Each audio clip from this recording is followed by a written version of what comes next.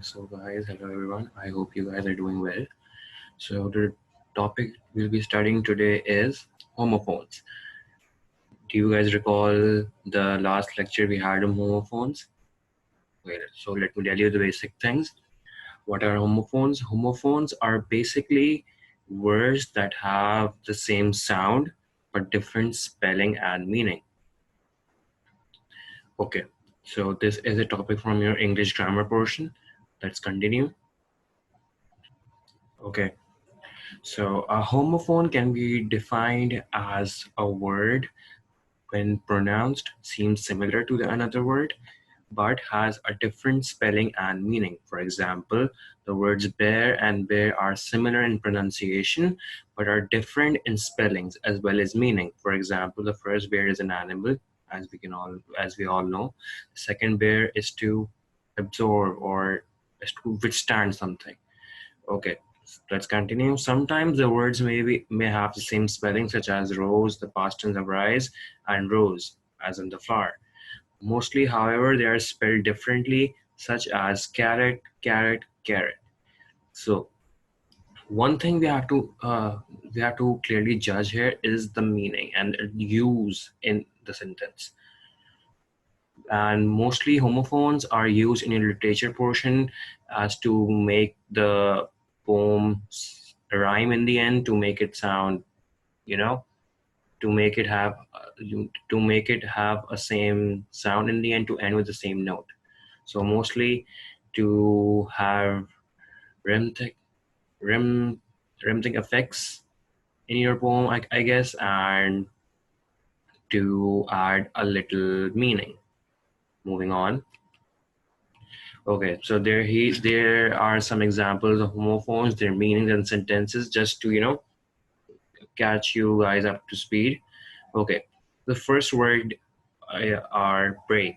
They both sound the same but have different spelling and meaning. The first break is a device for stopping or slowing down a moving vehicle. We all have brakes in our cars, right? So the sentence can be, she had to brake hard to avoid a milk float. That means there was a milk float on the road. That means the milk had spilled over the road and she had to brake. That means she had to put a device to slow down her vehicle.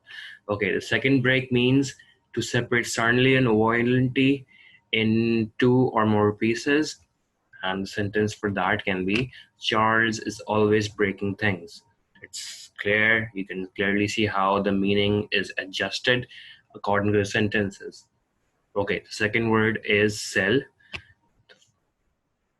The first sell means to give something to someone else in return for money. It can be used in a sentence like, we will be selling the tickets for or at, you can use both of the helping verbs, £50 each. The second cell means the smallest basic unit of a plant or animal. Okay, just to recall you guys, the second cell has two meanings. Second one I have clearly mentioned here. Another meaning can be a battery. Okay, so the sentence for this is, the doctor discovered cancerous cells. You can clearly see how both the pronunciation for both the words is the same, but they have different spelling and meaning, and how I have used them into the sentences. Okay, moving on. Cent. The first cent means a unit of money worth 0.01 of a dollar or a coin with this value. Okay, it can be used in a sentence. On the foreign exchange changes, the pound rose 2 cents against the dollar. Second, sent means past participle of send. That means she sent me a postcard. You can clearly see the meanings, the usage of sentences. Your primary focus while dealing with homophones is the meaning. You can easily make sentences. I know you guys are more than capable of making good sentences, but the main thing here you have to pick is the difference. So always keep your dictionary close and keep always learning new words. Okay, the fourth one is heal. The first heal means to make or become well again. It can be used in a sentence like the plaster cast helps to heal the broken bone. And the second heel means the rounded back part of the foot. It can be used in a sentence like she got badly spied when one of the runners trod on her heel. That means rubbed against her heel. Okay. The fifth word is idle. Oh, okay. Here the pronunciation is idle of the both of the words. The first idle means someone who is admired, respected very much. Or it can be used in a sentence like the Hollywood film idols of the 1940s were glamorous figures adored by millions. The second idle means not working or being used. It's crazy to have pounds 7,000 sitting idle in a bank. That means they're not being used. Moving on. Sixth word is knot.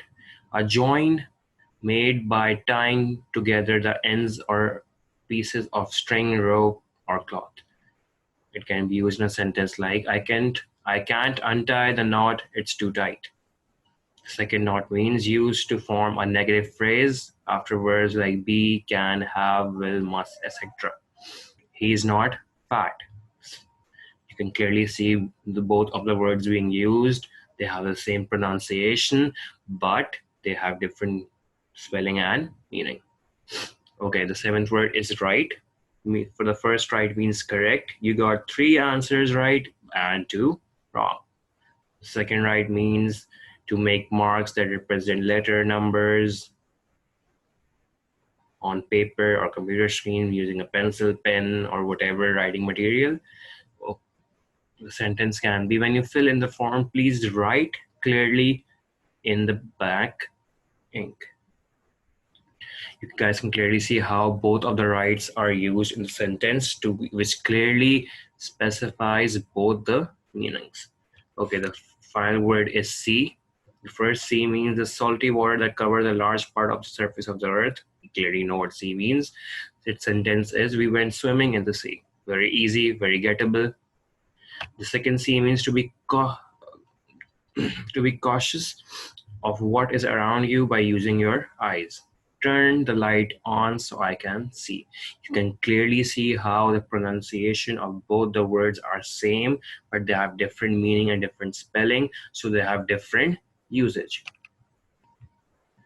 Oh, so here's a motivating quote to keep you guys motivated during this quarantine. Yesterday is history, tomorrow is a mystery, but today is a gift. That's why it's called the present. I hope you guys are doing well. Take care. Thank you.